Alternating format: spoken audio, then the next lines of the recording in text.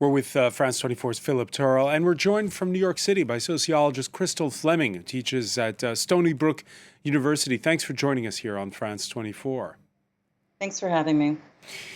When you look to the last two summers in the United States, when there were a lot of protests and riots over policing, are the comparisons fair with France, or is it a different case? Well, there are certainly parallels you can draw, and there are also very distinct histories of colonialism and racism and policing. But first to the parallels. For sure, we see in the United States and in France that policing reflects the biases of that society, and not just reflects those biases, but tends to reinforce them. And whether we're looking in the case of France, where research has shown that the majority of those who experience racial profiling, as well as actually being killed by police, are either French people who are also Arab or French people who are Black. Or in the United States, where we see that it is also groups that have been historically subject to racial oppression. In any given year, some research has shown that those who experience the highest rate per capita of being killed by police are either African American or Native American. Many people don't know that. And so in both cases, an ongoing history of racism, which is rooted in colonial violence, is at play. We've also seen, not just in the US and in France, but across the world, police officers lying and media representing those lies and misrepresenting those lies as truth. And again, in this case, we have, as we've seen in the US and elsewhere, those lies actually refuted by camera phone evidence. And so, yes, there's certainly parallels as well as distinctions.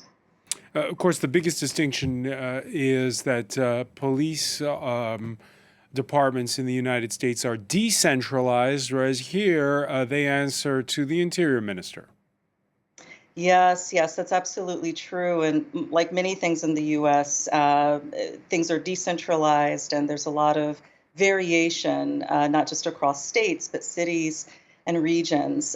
In France, given that it's so centrally tied to the national government, I think that there is an opportunity for the government authorities to finally listen to what community members have been saying on the ground, activists, experts who work on racism, who have been warning that the government needs to do something to not just quell violence, which is what the word is used to talk about riots and protests in the face of someone being killed by the police, but to actually address systemic racism.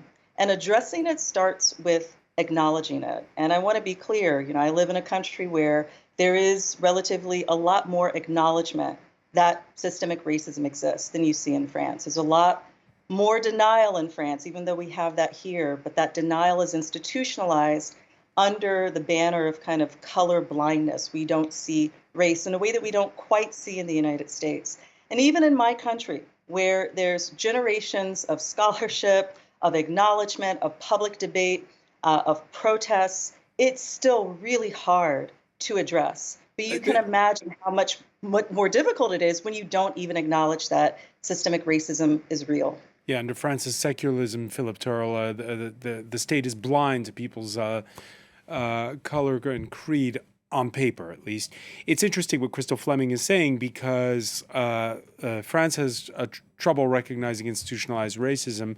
But it does talk about institutionalized inequality. And France's president was in Marseille Tuesday when 17-year-old Nahel was shot and killed. And he was there specifically to address the problems in those working class areas of the Mediterranean port city there. Well, in particular in the northern suburbs of Marseille, which are racked by gangland warfare between rival drug gangs, and there are many murders taking place, even Kalashnikov guns being used between the two gangs. And this is something that is a big problem for the French police forces, because there are areas where, in theory, all police can go everywhere in France, but there are some areas in the country, particularly in some suburban areas where the police don't go, only go when there are large numbers of them, and the people there feel that they don't have any contact with the police because they only come in when there is a big problem and they are quite aggressive and rude.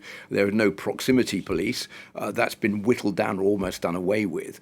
And I think there's a feeling that there is certainly discrimination because many of those families are of immigrant origin. They say all the people who are called Pierre or Francois or Marie-Laure have all moved away, and everybody here has an Arabic-sounding name, and that means that we are more discriminated against than our white neighbours who are just round the corner, who don't ever have any problems with the police. And that is why when we've seen the situation that we've seen over the last 3 days here in France, it just takes one spark, one little spark, because the anger is there underneath and it's just bubbling under.